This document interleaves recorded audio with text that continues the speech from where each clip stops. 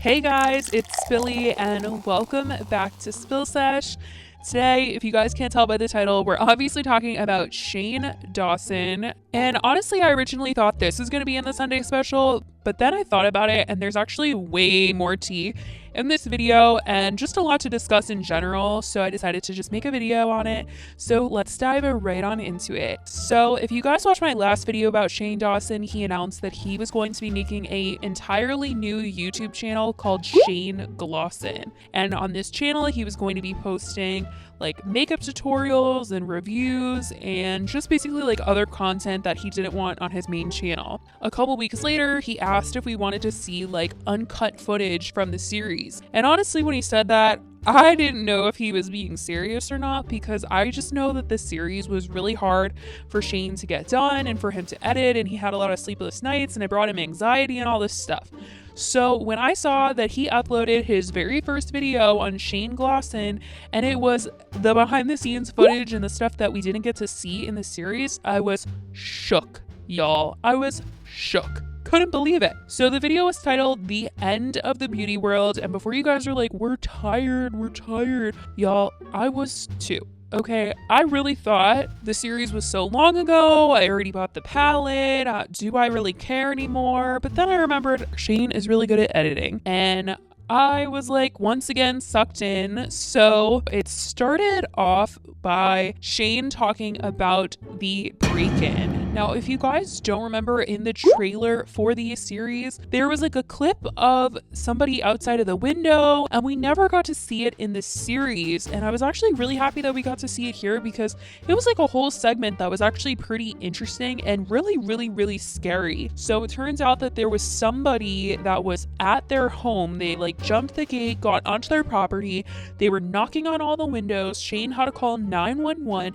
They were like running to close all the blinds. Somehow this person got in to the garage. Shane realized that the garage door was open, and so he went to go lock it so that the person couldn't get into the house. And right after he locked it, he felt the person grab for the doorknob. Like, it is so insane. This person ended up getting arrested. As Shane said, he was in handcuffs, and they asked if he knew him, and they said they didn't know him. He was just an older man. It's so crazy. And he said there was somebody else at their house like a couple days beforehand. Oh gosh, guys, he was describing how the person like put their hand on the window and like was dragging it down, and it just gave me absolute chills throughout my whole body. I think it's absolutely horrific that people go to YouTubers' homes or anyone's homes. Leave people alone. Seriously, it's scary and just disrespectful. Like, oh my gosh. So that was a whole segment, and Jeffrey basically told Shane, like, you need to get security. And I really hope that he did do that and that he got a whole other new level of security system, because I know he already had like the TV with like the cameras and stuff, but oh my gosh, you guys. So moving on into the video, Shane starts talking about just more about the palette, and that stuff was all right for me. Most of the stuff that was in here that was like tea worthy was Jeffrey and Shane shading Kat Von D like twice in the video. Shane said that now that he was getting into makeup, he started getting on more PR lists, and they put him on the Kat Von D PR list, and he was like, you got to take me off of that PR list. Because if you guys don't know, Jeffrey and Kat Von D have beef, and Shane is obviously very connected to Jeffrey, so he can't really promote, or like, he's like biased against it. And a lot of people are, but it's also very ironic because Kat Von D literally sold her company this week. So great timing, Shane. And then Jeffree Star also threw some shade at Kat Von D, saying like, oh, she needs work, like she needs a job, which is also just very timely and very ironic because she literally doesn't have a company anymore. So that, I was like, dang. Now, the next thing that we really get into is Morgan talking about the brand trip that she went on in more detail. We saw this in the series, but now we're getting a little bit more information about how certain people don't want to be friends with influencers who have 30% less followers than them or 30% more followers than them.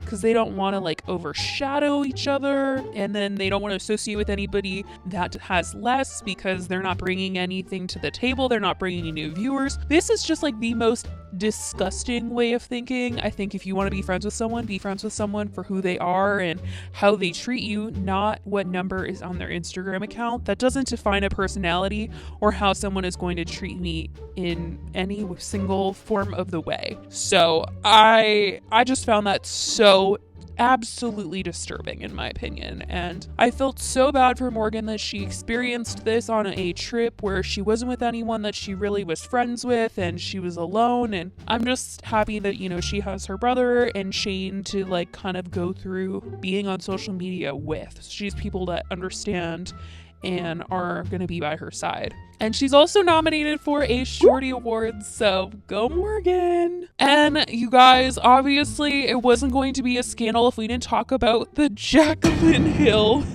lipstick gate. Shane specifically put a disclaimer in before really talking about it. He said, "Disclaimer, Jaclyn has since addressed the issue and has had a very successful launch since." So yes, guys, Shane did talk about the lipstick gate. They got the PR package, and Shane basically said that every single one of the lipsticks that he got looked like he had rolled them in dog hair. Nasty. Who wants a lipstick that looks like a lint roller? Jeffree was absolutely horrified when he heard Shane say that. They were looking at these lipsticks and he said he just doesn't know what happened. Nate was even in this clip. He said, "I don't know who would wear fuzzy gloves in a lab." And Jeffree just kept saying she needs to get on camera. She needs to explain this. She needs to blame it on the lab. And well, anyways, I can't believe this even happened. Like, what a memory. What a time that lipstick gate was. And they also were just like, why does everything bad have to happen when Jaclyn Hill has a launch? And I'm just like, that's so true. But her highlighters did go over very well, and a lot of people did really like them. So good for Jaclyn for not messing that one up. Now, obviously, it's not going to be a drama video if we don't mention Dramageddon. So it was kind of like a short segment, but Shane did touch on it a bit. He just seemed super sick and tired of all of the drama, and he was like, everyone needs to shut up and be quiet. So he was like yelling at Jeffree, yelling at Tati, yelling at James, being like, you guys need to be quiet. Like, just make up already. And he also was like, Nikita and Gabriel Zamora were the only ones that stuck up for James Charles. He was like making a joke like, I need to drag them a little Zamora. And then like it cuts. So like we didn't get to see him drag them for defending James. But I mean, obviously we all know like Shane had to be kind of on Jeffree's side in Dramageddon a little bit because he is friends with Jeffree, co-workers with Jeffree. Jeffree was probably telling him stuff that we don't know, like whatever Jeffree was going to say in that video about James that he never decided to make, he obviously told it to Shane. So I don't know. He still said that he was friends with Tati. He still said he was friends with James. Obviously Shane is like a good guy. He's not going to bash anyone publicly, all this stuff. So that was pretty much the video that we got. It was a 30-minute long video, and it was definitely crazy. It was definitely entertaining, and it was definitely nice to see and kind of like nostalgic in a way. Like it really like recapped 2019 from like top to bottom, because we covered like a lot of different topics and things that happened, like not just them making the palette, which I liked. And the ending was really funny because everyone was like, oh my god, Kimmy took out the green eyeshadow, put it back. And they like tried to put it back into the palette, and it just looked really bad every single place that they put it. So I get why they took it out. Everybody forgive Kimmy. They put it in the mini. Anyways, let me know if you guys watched this video on Shane's channel.